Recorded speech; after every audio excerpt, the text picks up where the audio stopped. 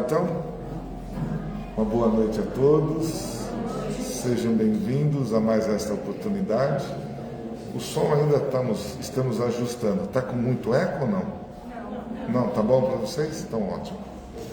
Então, como de costume, né, nós vamos fazer aqui aquele pequeno estudo do livro Jesus no seu dia a dia, e eu escolhi um tema, né, para nós dissertarmos. Se vocês quiserem participar junto comigo, levante a mão, tá?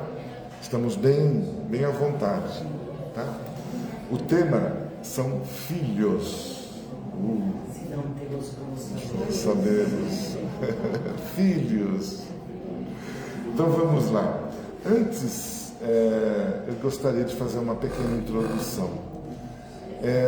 Todos nós sabemos que antes de nós encarnarmos, existe já uma prévia, né, entre pai, mãe e filhos, antes de encarnar, lá na espiritualidade. Há uma reunião, cada um vai ali avaliar a sua condição, saber quais são as necessidades dos pais, né? Quais são os deveres dos pais e quais seriam os deveres para com o filho que o casal irá receber. Então, antes mesmo de tudo acontecer, já há uma prévia, há uma reunião para que a gente consiga elaborar, compreender e entender o que nós temos que fazer aqui na Terra. Então, tudo já veio premeditado, tudo já estava ali, mais ou menos colocado de como estaríamos, né, procedendo aqui encarnados. Nós sabemos, claro, que a gente, quando chega aqui, nós esquecemos tudo, mas nem tudo. A nossa consciência grava tudo. A nossa consciência, ela tem aí um poder maior do que aquela que a gente possa imaginar. E mesmo que a gente esqueça, mesmo que a gente não tenha lembranças, nós temos relâmpagos, nós temos relampejos, melhor dizendo, das nossas necessidades, daquilo que eu estou passando, daquilo que eu tenho que enfrentar como família, né? A gente vem buscando, a gente vem estudando sobre isso, para que a gente, através dos sinais que a gente vai tendo no convívio, vai percebendo a real necessidade que a gente tem naquela família, a real necessidade que a gente tem com os nossos filhos e futuramente os filhos com relação aos pais, né? Então há um planejamento antecipado daquilo que nós precisamos aqui realizar quando aqui chegarmos e estivermos encarnados. Estamos encarnados, tá certo? E agora? Temos aquelas lembranças da nossa consciência, sim, mas a espiritualidade nos relembra, nos dá ensinamentos para que a gente não esqueça totalmente o que realmente o papel dos pais para com os filhos. E outras coisas. Aqui estamos dizendo dos filhos. Existem outros deveres, de marido com esposa, esposa com marido, de filhos com primos, enfim, toda aquela união que a gente faz em família. E é interessante, porque esse guarda-chuva, ele começa num ponto família, parentes que a gente vai tendo, vizinhos, que nós vamos aonde a gente, como vai morar, né? É uma coisa bem macro. Já há uma coordenação dos vizinhos, da rua, do estado que a gente vai morar. Então, há um planejamento, porque somos espíritos afins, uns com os outros. E nós, nesse grupo de espíritos que a gente habita, que a gente encarna, tem algo em comum, cada um com cada um daqueles que estão próximos dos outros. Então, até mesmo no emprego que a gente tem, na escola, nós temos ali uma correlação até que assim, interpessoal, para que as pessoas consigam se entender. Porque já nesse sentido, já há muita briga. Vocês imaginem se não houvesse essa afinidade uns para com os outros. Então, tudo já foi pré-planejado para o nosso convívio. Então, se a gente se pegar ali reclamando do filho, do esposo, do marido, do irmão, eu tenho ali algum dever, eu tenho ali alguma coparticipação, porque foi colocado no meu caminho esse tipo de situação. Então a gente deve o quê? Eu vou encarar em frente. Mas vamos lá, olha que legal que ele diz aqui, ó. Assim como a argila toma forma nas mãos do escultor, Deus espera que os filhos a você concedidos como empréstimo também possam tomar uma forma mais bela em suas mãos. Ou seja, nós pais somos responsáveis por moldar aquele filho que nós estamos recebendo. Como? Na educação, batendo, de repente o menino cai lá, qual a reação dos pais? Em direito, mostra o caminho. De uma certa forma, nós já estamos já com essa percepção, a gente já tem isso para com os nossos filhos, de colocá-lo no caminho do quê? Do bem. Colocar ele de uma forma moldada, como diz aqui, de acordo com o que Deus nos colocou. Então, nós temos uma responsabilidade muito grande, apesar de nós não termos isso em mente, como responsáveis de receber aquela criatura no nosso seio. Às vezes, a criança não vem nem de uma forma natural, sanguínea, às vezes vem por outras formas. Vem por adoção, vem através de sobrinho, vem através se não vem como filho natural, vem como adotivo. Se não vem como adotivo, vem como um sobrinho, uma sobrinha, enfim, que se aproxima, e aquilo a gente acaba percebendo como se fosse pai e filho legítimo. Então, tudo aquilo que nós estamos passando aqui, tem ali algo que já estava escrito para nós. Os detalhes somos nós que construímos. Detalhes. O macro, a questão macra, Aí você fala, poxa vida, será que eu casei com a pessoa certa? Pode ter casado também com alguma pessoa que às vezes não seja, mas mesmo assim une-se pelas afinidades. Tem ali, e vamos perder uma encarnação? Não. Esta pessoa que talvez não foi possível você, por algum motivo ou outro, a gente não foi possível se unir, você vai encontrar uma muito próxima que você precisava. Então tudo se dá um jeito, tudo está ali escrito. Tente modelar o caráter de seu filho. É bem verdade que ele é um espírito velho. Olha, ele é um espírito velho, mais velho do que nós. Porque por que nós entendemos como espírito velho? Ele já desencarnou, está retornando. Então os nossos filhos em espírito são mais velhos, Mas há exceções também, nem sempre é uma regra, Pai, mãe, filho, Aquela sequência que a gente tem. Mas tem às vezes tem as situações adversas que não acontecem do jeito, mas de uma outra forma vai acontecer. Com as próprias tendências do passado. Vou ler de novo. Tente modelar o caráter de seu filho. É bem verdade que ele é um espírito velho, com as próprias tendências do passado, mas, quem sabe, com seu esforço, na condição de pai ou mãe, consegue torná-lo melhor. Você não tem muito tempo hábil para fazer isso, sendo melhor o período da infância. É aquilo que a gente está colocando, Deus nos coloca nas nossas mãos um espírito. Um espírito. Colocou para quê? Para nós podermos educar. E assim sucessivamente. E a gente coloca como uma forma de nós passarmos para ele a nossa condição melhor, a forma de família, os ensinamentos maternos, paternos, o sentido de família.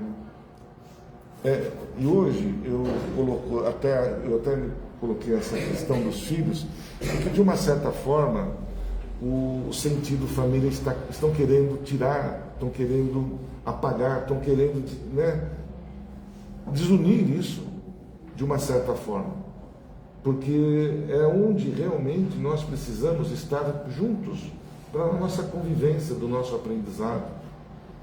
E infelizmente uma corrente coloca-nos, né, assim, querendo que família não é tão é importantíssimo. Será que a gente vai ter que retornar para os primórdios, onde não havia família? Era uma verdadeira loucura.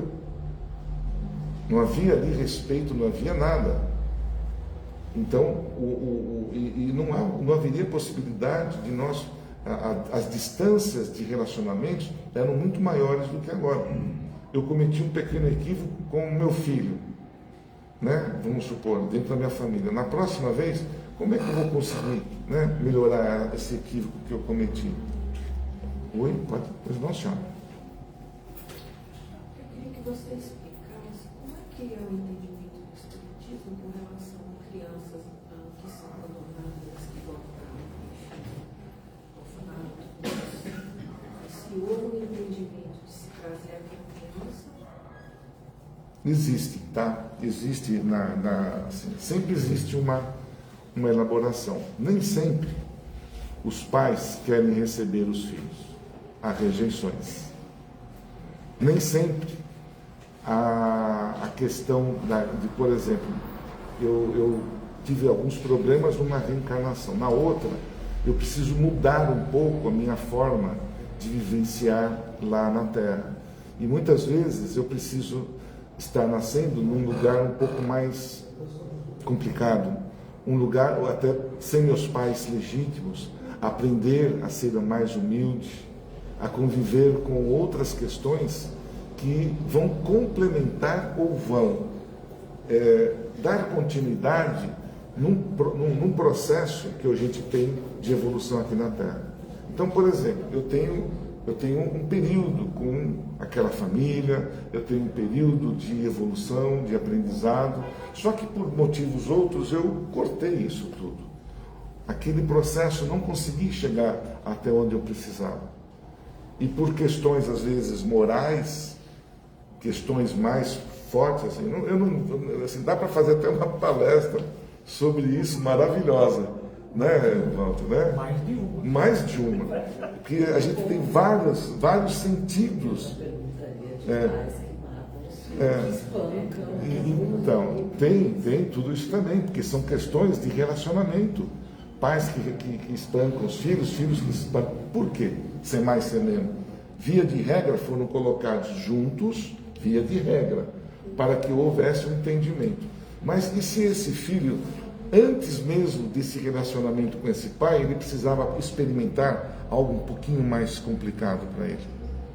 Precisaria ainda, para completar o ciclo com o pai, precisar melhorar a questão, vamos supor, moral, a questão de humildade. E ele, às vezes, precisa ir longe, para um outro lugar, vamos supor, muito mais complicado do que nascer num berço, onde a maioria ali estaria vivendo numa condição igual. Então, há essa condição, sabe, Lídia? Há sim. Mas isso são questões muito particulares, porque no meio de uma família sempre tem uma bendita de uma ovelha negra. E essa ovelha negra, às vezes, eles não conseguem se ajustar àquela família. E aí há necessidade de ele experimentar outras situações para que ele pudesse se enquadrar. Olha, é muito bonito isso. É algo maravilhoso do entendimento que a gente vai tendo das experiências que a gente vai estudando, né? Porque isso nos fortalece de não perdermos a oportunidade de experimentar uma família, um filho. Mas a gente tem que colocar uma questão importante. Nós não somos donos deles. Eles não são nossas propriedades. Eles têm vida própria. Eles vão em frente. E nós não podemos, como diz, nós temos que desmamá-los. Essa é a palavra, desmamar os nossos filhos. Porque senão a gente acaba, sabe? Você não dá oportunidade de ele errar, de ele crescer, de ele evoluir. Oi? Eu acho que eu vou roubar a tua palestra hoje aqui, Walter. Eu queria saber como que o Espiritismo vê a questão de casais que optam por não ter filhos. Nossa, essa é uma questão também super interessante. Via de regra, tá? Vou falar de uma forma. Por quê? Quando nós estamos em espíritos, nós temos uma questão muito importante de nós evoluirmos. A evolução é importante para todos nós espíritos. E, na medida do possível, sempre nós vamos colocar, sempre nós vamos ter esta questão maior. Um casal ter filhos. É um princípio, tá certo? Vamos pôr isso como princípio. Todo casal precisa dar oportunidade a um outro espírito, porque a fila do lado de lá é muito grande. Então, a gente não pode perder muito tempo lá na espiritualidade. Para vocês terem uma ideia, em média, um espírito levava 100 anos para reencarnar, mais ou menos isso, 100 anos, do seu desencarne até ele retornar. Hoje está em torno de 120 anos. Por quê? A maioria hoje dos casais estão optando por ter menos filhos. Alguns anos atrás eram 6, 8, 10, 5, né? Os casais, né? Era uma rotina isso, de número de filhos, de 3 para cima.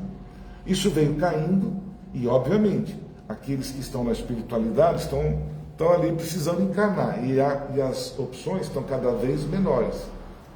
Quando o casal opta por não querer ter um filho, é o livre-arbítrio deles. Por quê? De uma certa forma, nós temos, né, essa condição, se são 2 criaturas saudáveis, que é possível ter filho, né? E por questões, às vezes, colocar, não posso porque eu ainda não conquistei a minha condição de ser rico ou de completar aquilo que eu quero. Então, hoje a gente põe muito CCC e vai adiando a questão dos filhos.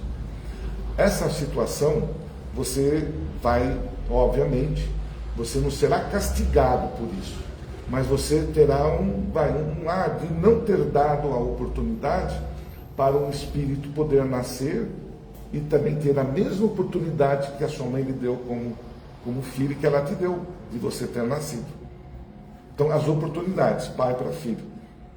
Existem situações onde a própria mãe, ela já vem da espiritualidade com uma situação dessa, porque talvez ela, vamos dizer assim, não cuidou bem ou não fez o papel de mulher, de mãe numa encarnação, e ela vai experimentar não ser mãe.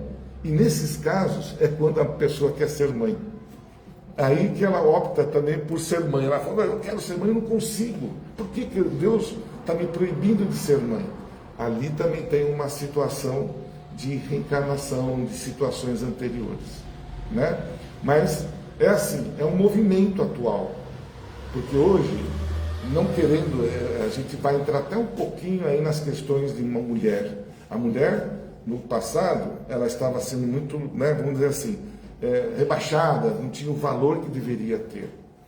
E, no momento, ela evoluiu no seu direito, conquistou a sua posição e conseguiu ser, né, igualdade entre homem e mulher. Só que ela deixou, né, esqueceu que ela é mãe.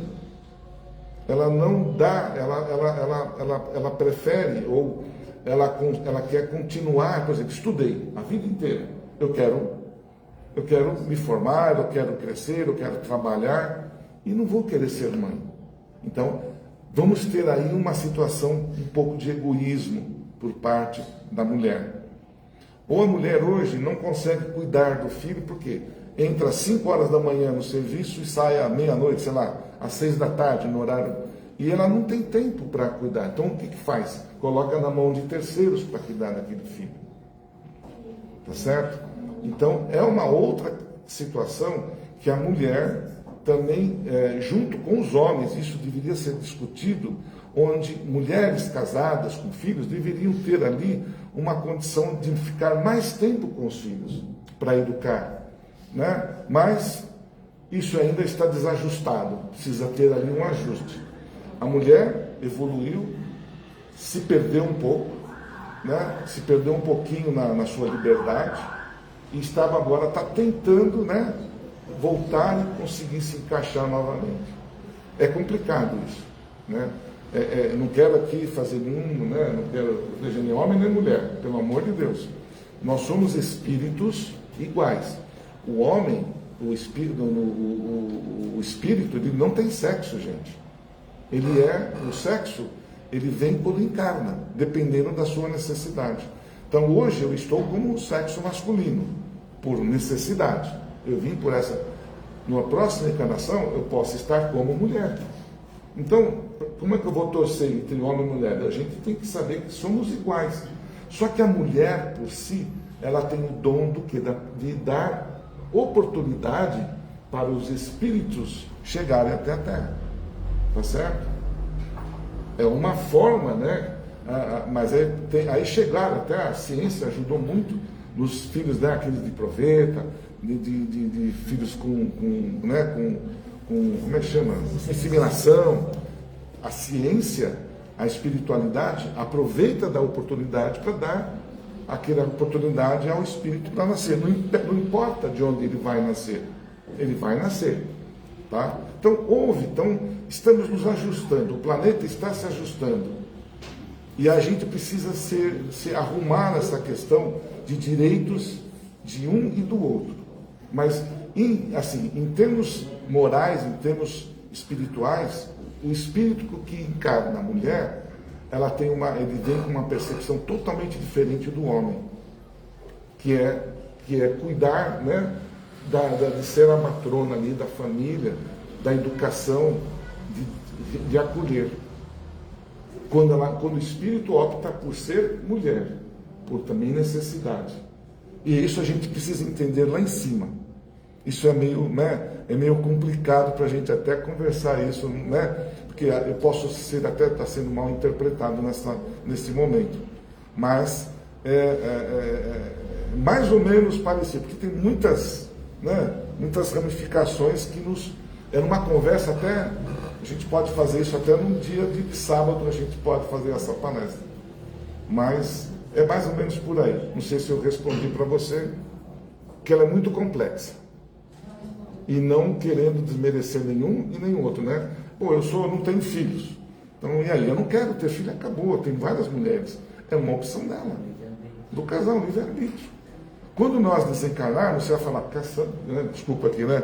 Puxa vida, tive uma oportunidade e não aproveitei. Aí eu vou ter que vir de uma outra forma. Às vezes um pouquinho mais complicado. Porque você estava ali precisando, né, receber uma criatura. E você deixou isso passar. Mas você não precisa ser a mãe sanguínea. Você pode ser mãe de uma outra criatura que vem de uma outra forma. Às vezes a mulher, por questões, não quero ter filho, não quero estragar meu corpo, né, tem muito disso. Mas vem de uma outra forma. Você pode adotar uma criança. É muita coisa para a gente falar sobre isso. Eu prometo que a gente vai falar, eu marco um sábado, domingo desse ano, para a gente bater esse papo bem legal com vocês. Tá? Minha promessa, tá bom? Eu vou ter que correr agora, porque senão eu vou invadir aqui o meu amigo aqui. Não deu tempo para a gente falar tudo. Então vou só terminar a leitura, que é importante. Para conseguir atingir o objetivo, procure dizer que não, já passei aqui. Não. Você não tem muito tempo hábil para fazer isso, sendo melhor o período da infância. É na infância que a gente constrói o caráter de uma criança. Depois de uma certa idade, adeus. Você vai se lamentar de não ter ensinado o que deveria. Para conseguir atingir o objetivo, procure dizer que o ama. O espírito reencarnado se sentirá querido. É tão gostoso isso. Mãe, quando está grávida, o que ela faz? Está grávida, não está? O que ela faz na barriga? Carinho. É uma relação tão linda, que é natural da própria mulher. Ela abraça, ela passa através do passar na mão, ela transmite carinho. para o filho que está ainda, ele não está a carne, o espírito está fora, ele está só olhando.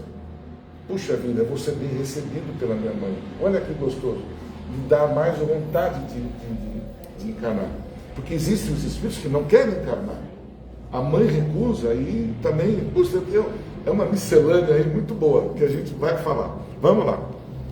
Abraçado diariamente, o espírito reencarnado se sentirá protegido.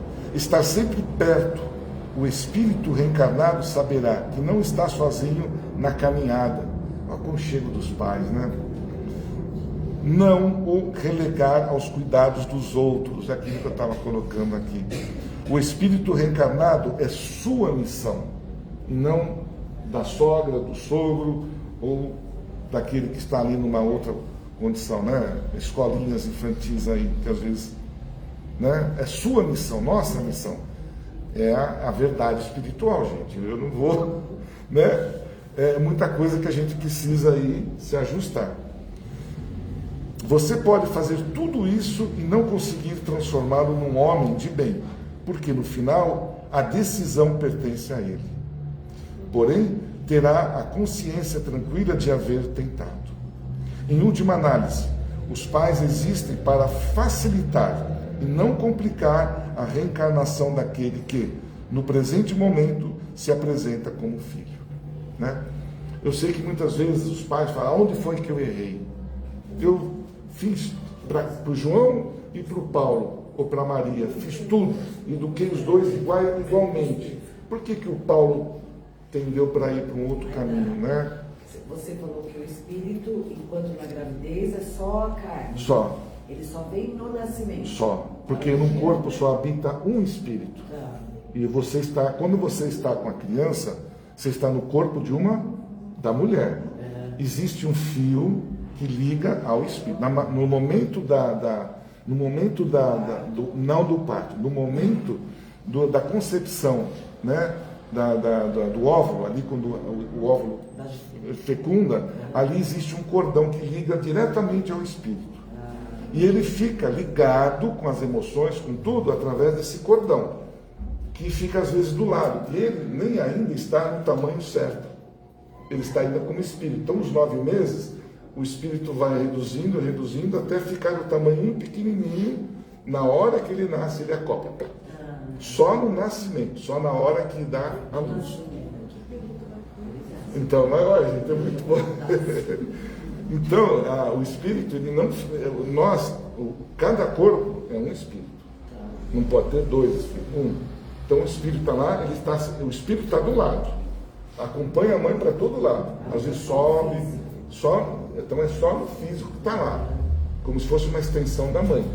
Na hora que a mãe dá a luz, no momento da luz, é que ele toca, e aí às vezes a criança até dá aquele choro, porque é onde o espírito acoplou aquele corpo. Tá bom? A gente volta, vamos ver no sábado, acho que não temos uma janelinha lá, que dá para a gente falar sobre isso, sobre filhos, aborto, sobre essas questões. E que Deus me ajude que eu consiga encarar todas vocês aí, porque é um tema complicado, muito complicado. Eu não vou dar mais recado nenhum, vamos direto para a nossa oração. Eu vou colocar isso lá, depois a gente comenta sobre isso. Bom, gente, eu agradeço a vocês pela participação, gostaria de continuar, mas temos regras e vamos cumpri-las. E nesse instante eu peço a todos que descruze os braços, as pernas, sinta-se bem acolhido aí na cadeira, fechando os olhos, fazendo aquele colóquio bem gostoso com Jesus, de agradecimento por esta oportunidade abençoada de aqui estarmos, onde os nossos benfeitores, com muito carinho, se aproximaram de nós, prepararam esta casa para nos receber de todas as formas. E que, nesse instante, a gente possa ter aquela relação entre espírito e benfeitor, colocando a eles as nossas súplicas, as nossas necessidades, onde com certeza serão levadas até o Pai. E esta corrente que aqui formamos se expande junto àqueles que nos assistem pela internet, se expande aos nossos parentes, amigos, filhos que não puderam estar presentes, que esta emoção, esse carinho, seja um carinho de aconchego a todos esses que nós temos em nossos corações. E aproveitando, vibrar por todos que estão nos hospitais, nas creches, nos asilos, parentes às vezes que estão ali com um tipo de doença, que está em sala de cirurgia, que esse momento seja oportuno para levarmos até eles o nosso carinho e a nossa luz. E assim, vibrar também pelo nosso planeta, pela paz, pelo entendimento entre nações, entre seres humanos, que não haja mais morte entre nós. E com muito carinho, colocamos Jesus em nossos corações, à nossa frente, em espírito, e a Ele dizer: Pai nosso que estais nos céus, santificado seja teu nome, venha a nós o vosso reino, seja feita a vossa vontade aqui na terra como nos céus. O pão nosso de cada dia nos dai hoje. Perdoa, Senhor, as nossas ofensas, assim como perdoamos aqueles a quem nos têm ofendido. E não deixeis, Pai, cair em tentações, e livra-nos de todos os males, que assim seja.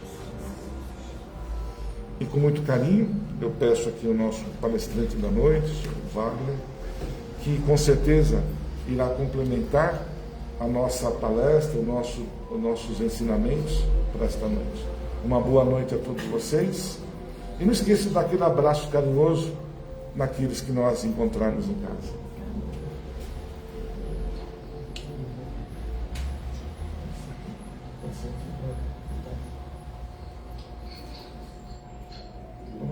Só não esqueça de poder levar embora. Já tentei fazer isso. Então, só não leva embora aqui. Uma boa palestra. Obrigado. Minhas irmãs, meus irmãos, em Jesus Cristo, muito boa noite. Que cada um de nós se sinta envolvido pelo Mestre Jesus Cristo, no calor do seu amor, na luz da sua paz, e que todos permitamos do fundo do coração que Ele seja para nós o caminho, a verdade e a vida. Eu vou usar uns 30 minutos aí. Meus irmãos, minhas irmãs, hoje nós vamos falar de algo que é o sentido da vida. Né? Qual é o sentido da vida? Normalmente, quando se fala do sentido da vida, a gente faz 3 perguntas, basicamente, né? De onde eu vim, o que eu estou fazendo aqui e para onde que eu vou. Né? Vamos ver se a gente consegue, utilizando os ensinamentos de Jesus, abordar um pouco essa questão. Tá?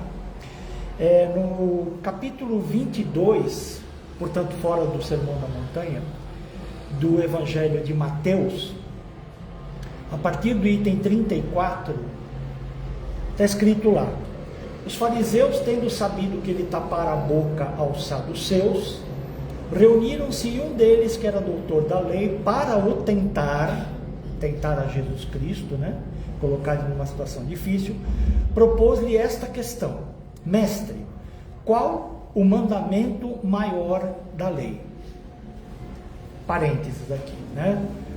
Quem fez a pergunta era um doutor da lei, alguém que conhece a lei judaica, né? A lei mosaica na época, né? Porque o que se tinha na época de ensinamento religioso era aquilo que tinha vindo de Moisés, basicamente, né? Aquilo que se chama de Torá, dentro do judaísmo.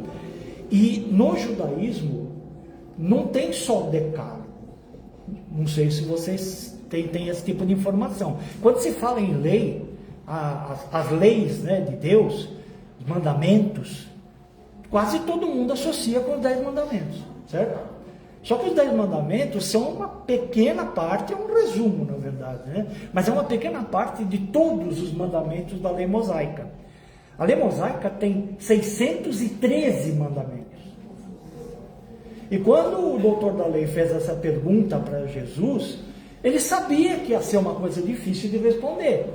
Sacar no meio de 613 aquele que é o maior. E a pergunta foi feita de propósito para deixar Jesus numa situação realmente difícil, né? Só que ele não pestaneja.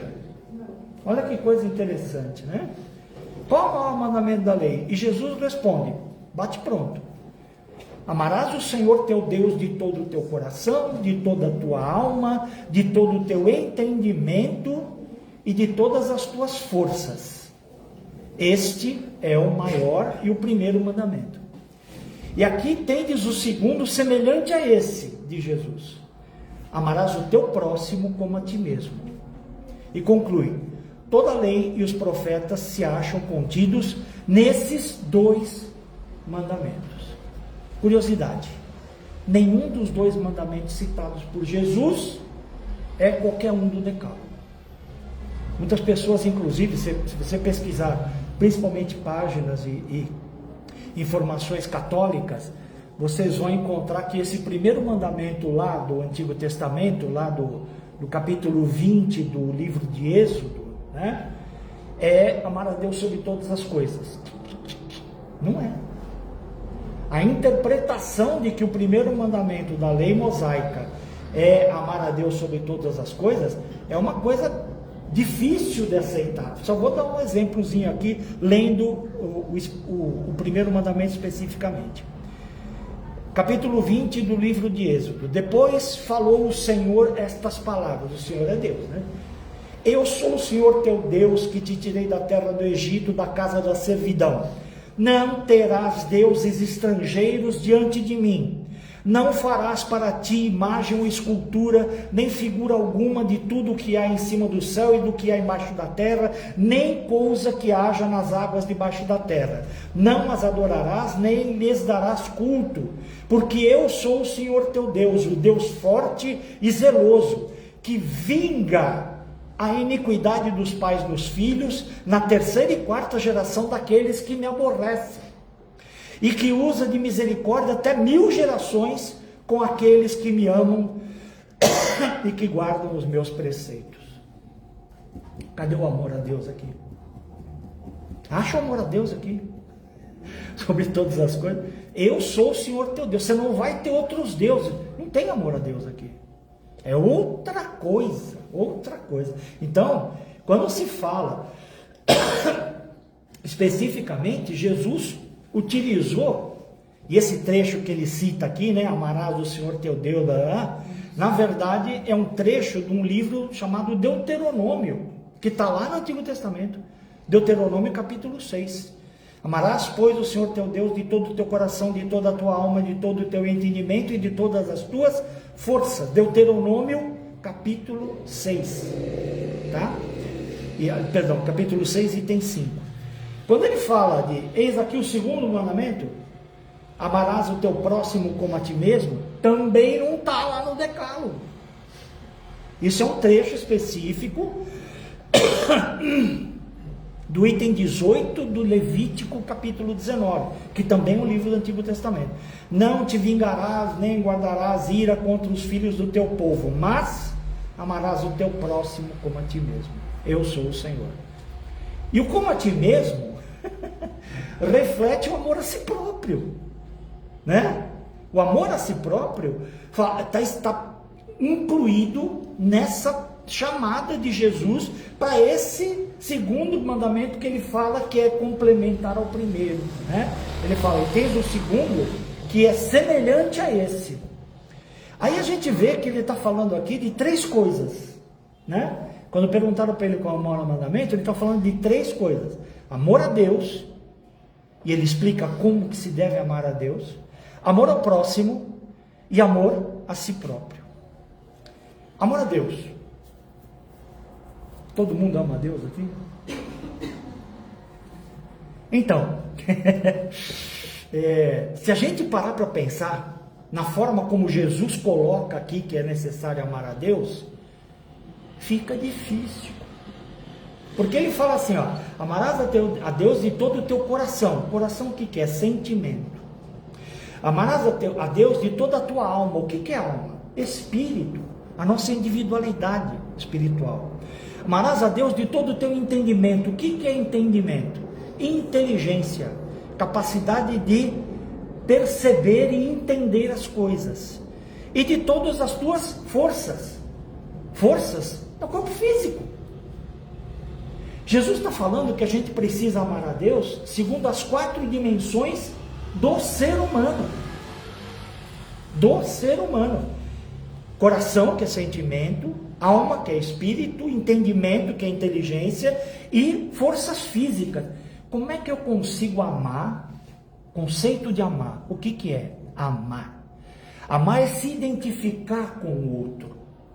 Criar uma relação que tenha a possibilidade de o outro fazer parte da minha experiência de vida. Está claro isso? Está claro isso?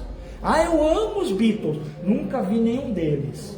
Eu gosto pra caramba. Não é possível amar alguém ou algo com quem você não pode ter uma vivência. Não dá para amar algo que você não vive. Uma experiência direta. Eu amo meus filhos. Eu tenho uma experiência direta da relação com os meus filhos. Eu amo meu pet, né? Tenho 3 lá por falta de 3 gatos. Acabam com a casa. Mas é uma maravilha.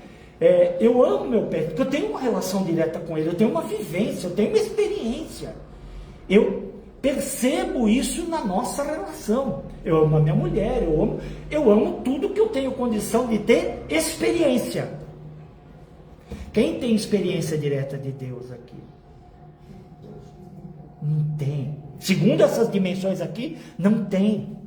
A nossa alma, o nosso espírito, está longe de parecer com algo que tenha condição de viver a plenitude do Espírito de Deus, da essência de Deus, no nosso dia a dia. A gente imagina, a gente pensa, a gente idealiza, né? Mas viver Deus em espírito, a gente não tem condição. Nosso espírito é pequenininho, nosso espírito não chegou.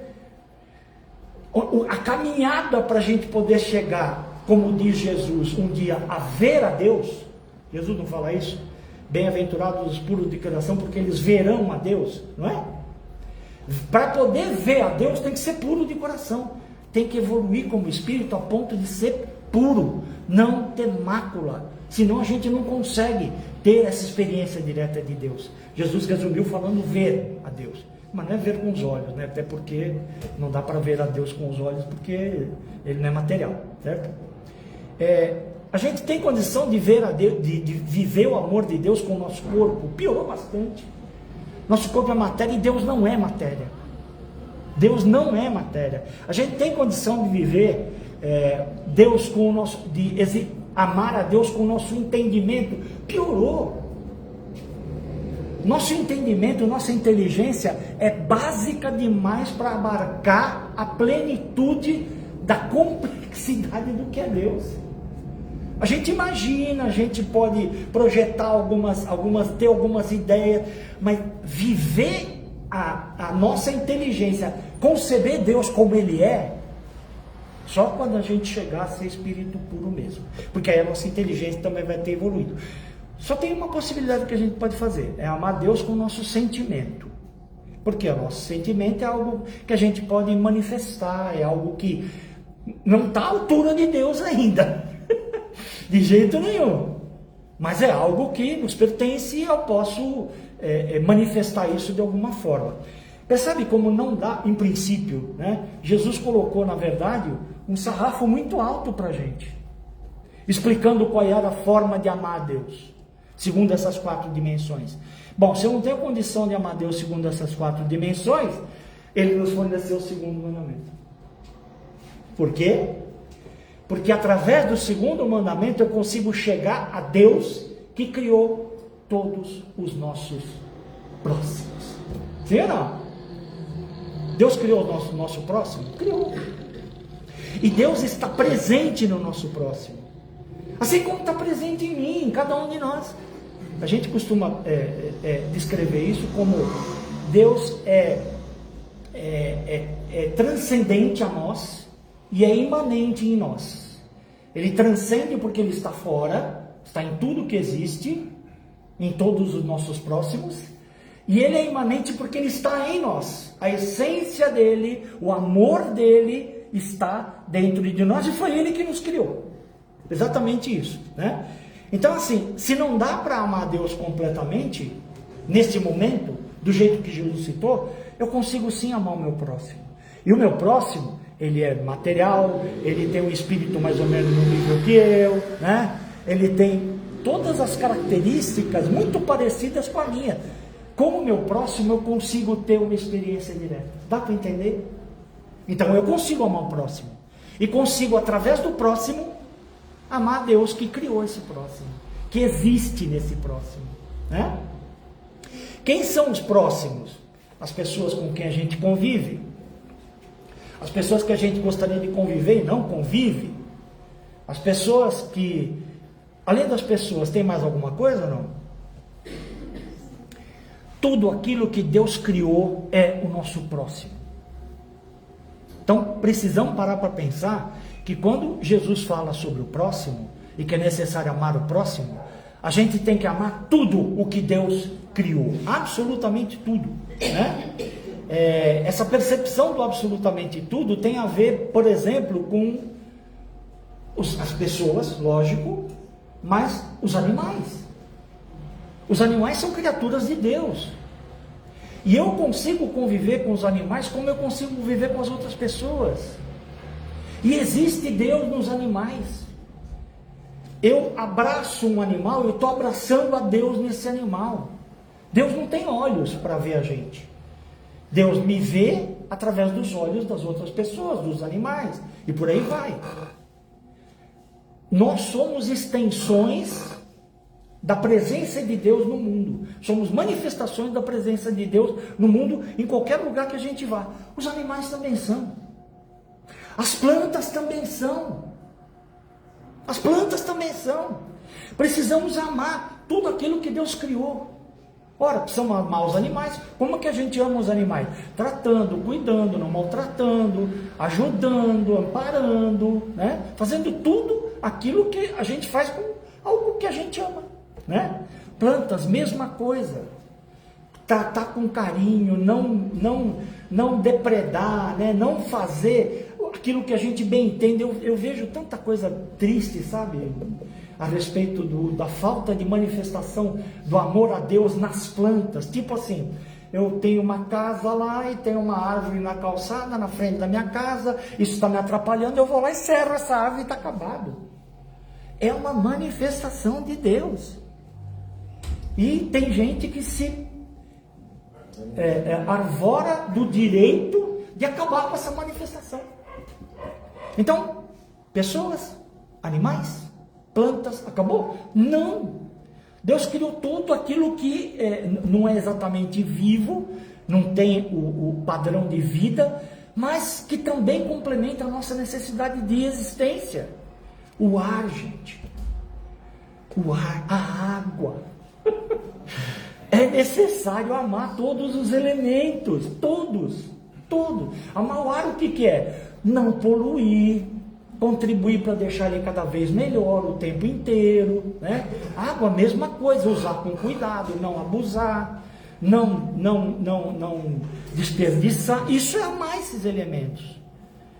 Realizar esse amor ao próximo é algo que faz parte disto que Jesus está falando aqui, que é amar todas as suas criaturas.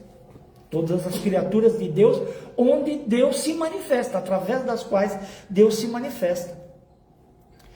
Uma coisa que é muito clara na evolução humana é que, no início, quando os seres humanos foram criados, eles foram criados bem simples e ignorantes, né?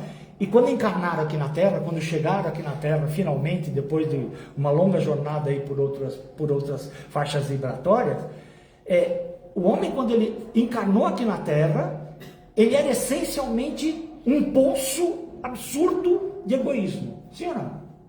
O homem Neandertal, lá, aquele, né? Homem das cavernas, é um poço de egoísmo. O amor dele qual que era a manifestação do amor dele? Ele sobreviver, ponto. Né? Se ele eventualmente habitasse numa caverna lá e tivesse uma fêmea junto com ele, uma mulher de Neandertal lá, e ele tivesse com fome, ele matava ela para comer. Por quê? Porque ele é absolutamente ignorante em termos de expansão de sentimento. A consideração dele, o amor dele é só por si próprio. Amor próprio, mais nada. Quando ele evolui um pouco mais, ele começa a dispensar carinho, dispensar atenção, dispensar amor para aqueles que estão próximos a ele. A esposa, a mulher dele, né? Que compartilha o espaço com ele, os filhos dele, a prole. Depois da prole começa a formar um núcleo familiar mais extenso, né? Irmãos, cunhado, sogra, não sei, sogra, né? Sogra. E ele vai formando um núcleo familiar onde o sentimento dele de amor, de carinho, vai se espraiando, vai se ampliando. Está percebendo? Começou só ele, aí era só a família, a família próxima, a prole, depois a família, depois os grupos aos quais ele pertence, né? Hoje em dia a gente tem um monte de grupo que a gente se identifica com aqueles que fazem parte desses grupos, né? No futebol, né? Na escola, é grupo. E a gente dispensa carinho e, de uma certa forma, ama esses componentes desses grupos, expandindo assim o nosso círculo de abrangência de amor. Onde que a gente tem que chegar? Tem que chegar num ponto em que a gente ame toda a manifestação de Deus.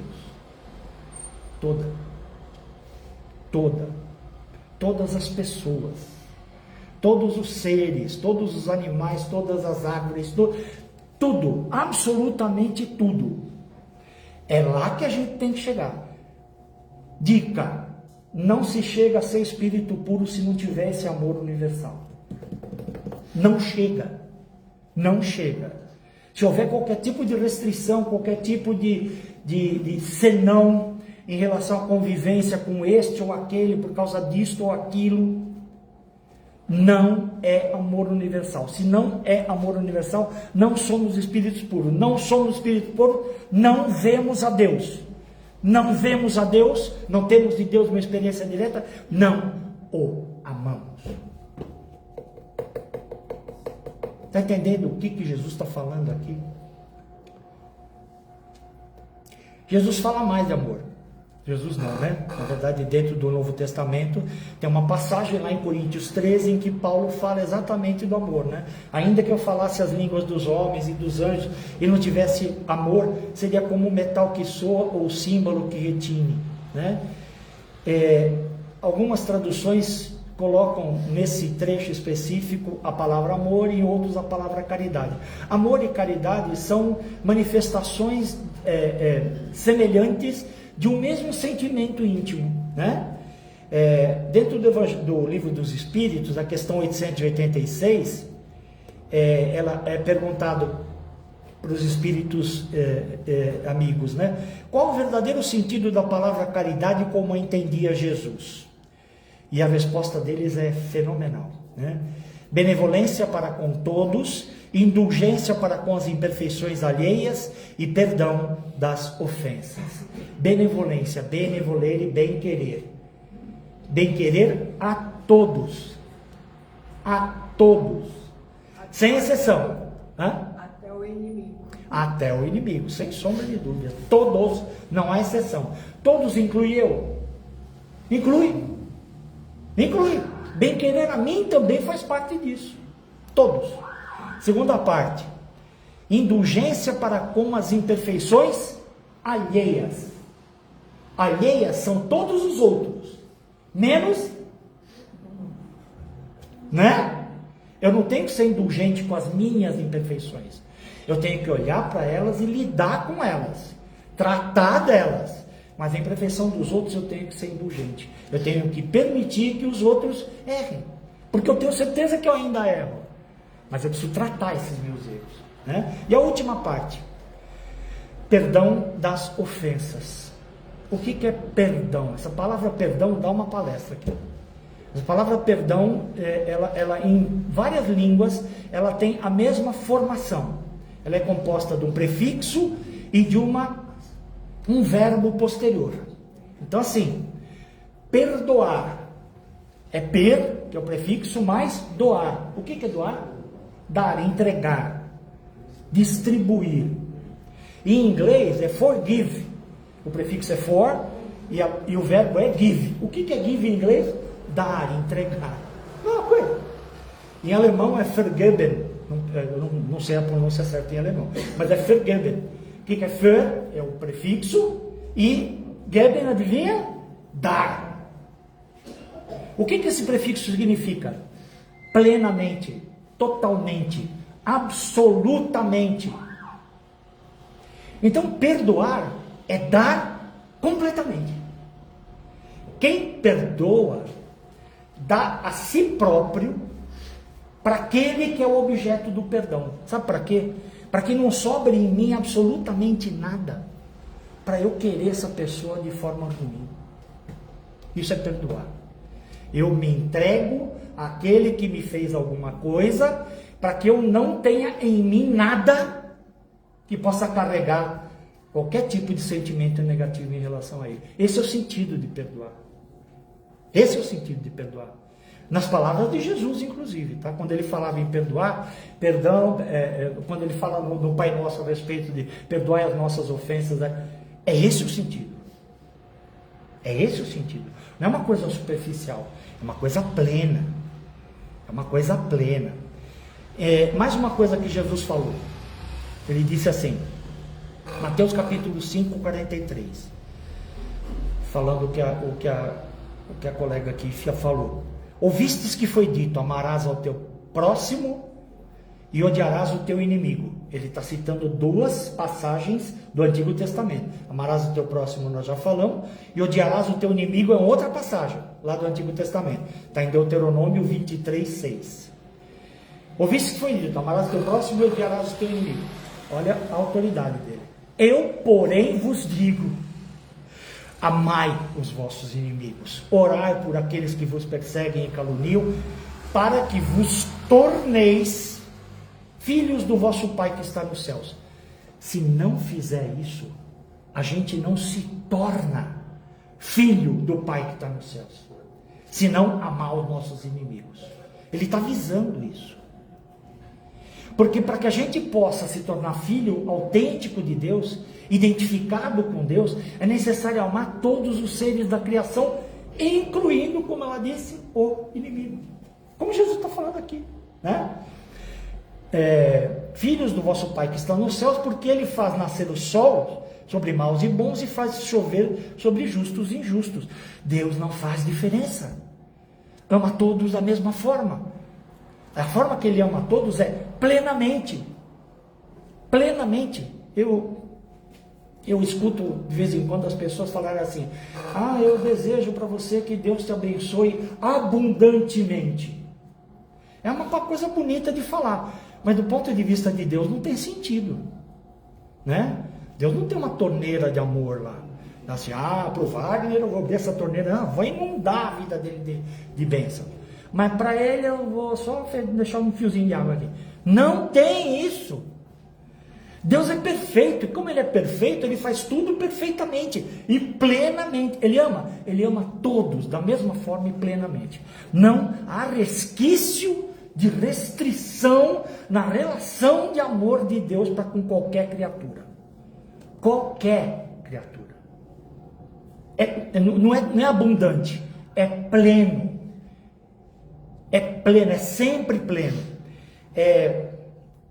Falamos já dos seres da criação, falando a respeito de amar a si mesmo, né, como Jesus citou, né? Amar a si mesmo é reconhecer as nossas limitações, reconhecer que a gente tem falhas, e essas falhas são necessárias como objeto de aprimoramento nosso. Nós precisamos nos aprimorar. Enxergar essas falhas e lidar com elas é investir no nosso futuro como espírito puro, respeitar os nossos limites, tratar a gente mesmo com um nível de tolerância construtiva, né? Que demonstre boa vontade em melhorar aquilo que a gente precisa melhorar. Renova em nós mesmos a oportunidade de fazer hoje diferente de ontem. E a autocondenação, a gente olhar para a gente mesmo e não lidar com a gente com a necessidade de melhoria e com carinho, com amor em relação a nós, frequentemente é autodestrutivo, né? Não perdoar aquilo que a gente é de ruim em nós, aquilo que há de ruim em nós, frequentemente imobiliza a gente. Tipo assim, eu não valho nada mesmo, não tenho o que fazer para melhorar. Não. Deus está em nós. E se Deus está em nós, o caminho do aprimoramento também está. Pouco antes de ser preso, né, e começar o sofrimento dele na terra, Jesus, segundo o capítulo 13 do Evangelho de João, no item 34, virou para os apóstolos e disse o seguinte: um novo mandamento vos dou, que vos ameis uns aos outros, assim como eu amei a vós, que vós vos ameis uns aos outros. Nisto conhecerão todos que sois meus discípulos, se tiverdes amor uns aos outros. Fácil amar que nem Jesus amou ou não? O que vocês acham? É lógico que no nível de evolução em que a gente está não é fácil, né? Esse nível de amor de um espírito puro como ele está lá em cima, obviamente, né? Mas é isso que a gente tem que perseguir, é isso que a gente tem que colocar na nossa vida como meta dentro da encarnação. Aí eu vou voltar lá aquele início lá quando eu falei sobre como é que é o sentido da vida, de onde eu vim, o que eu estou fazendo aqui e para onde eu vou. Eu assisti um vídeo hoje sobre a biografia de Leon Tolstói. A gente chama de Leon, mas o nome dele em russo é Liev. Sei lá porque também todo mundo chama de Leon. Ele foi um mega escritor russo, fez obras maravilhosas, teve uma vida muito boa mesmo, muito rico, né? Famoso pra caramba, uma mulher maravilhosa para ele, que deu para ele apenas 13 filhos, né? Apenas 13, para ligar isso com aquilo que ele falou agora há pouco, né? A quantidade de filhos por pessoa está diminuindo bastante. Naquela época 13 era, nossa, pé nas costas, uma tranquilidade. Mas ele tinha alguma coisa na vida dele que fazia com que ele não se sentisse bem. A falta de entendimento a respeito dessa motivação da vida. Para que eu estou aqui? Qual é o sentido da vida? Eu vou encurtar a história, se vocês tiverem acesso. É um vídeo no YouTube, se procurar lá o vídeo sobre a biografia de Leon Tolstói, vocês vão ver. No final da vida dele, depois que ele tinha descoberto o real motivo da vida, né? Aquilo que é realmente importante na vida, o filho dele já estava doente, coisa e tal, perguntou para ele assim: pai, você se arrepende de alguma coisa? E ele falou assim: sim, eu me arrependo de não ter amado mais. Então existe um motivo que dá sentido à vida, é o amor. É só o amor que dá sentido à vida. Não há outro motivo pelo qual nós tenhamos nascido. Nós nascemos porque o amor de Deus nos criou. Estamos aqui nesse planeta agora porque é o planeta onde temos as condições necessárias e suficientes para aprender a amar. E para onde que a gente vai? A gente vai para um outro lugar onde a gente consiga aprofundar esse amor. Não tem outro motivo pelo qual a gente exista. A gente existe para amar. E amar num sentido muito mais amplo e muito mais profundo do que simplesmente a relação entre pessoas que se querem bem uns aos outros, né? É um amor amplo. É um amor como Deus nos ama. Irrestrito. Sem mácula. Sem reserva. É isso que a gente tem que aprender. É para isso que a gente está aqui, aprendendo um passinho de cada vez, e é para isso que a gente vai voltar tantas vezes, quantas forem necessárias, até que a gente aprenda. Um dia nós vamos chegar lá, com certeza. Bom? Obrigado, meus irmãos. Deus nos abençoe. Obrigado. Tá bom. Quer que apague aqui? Já. Vamos então fechar os nossos olhos, elevar o nosso pensamento ao nosso Mestre Jesus Cristo, Ele que garantiu que quando 2 ou mais estivessem reunidos em seu nome, Ele estaria presente. Mestre amado, te agradecemos pela oportunidade bendita de estarmos aqui hoje, escutando as tuas palavras, raciocinando sobre elas, buscando introjetá-las, mantê-las dentro não apenas da nossa mente, mas do nosso coração, para que possamos praticar em essência e verdade todos os teus ensinamentos que se resumem no amor.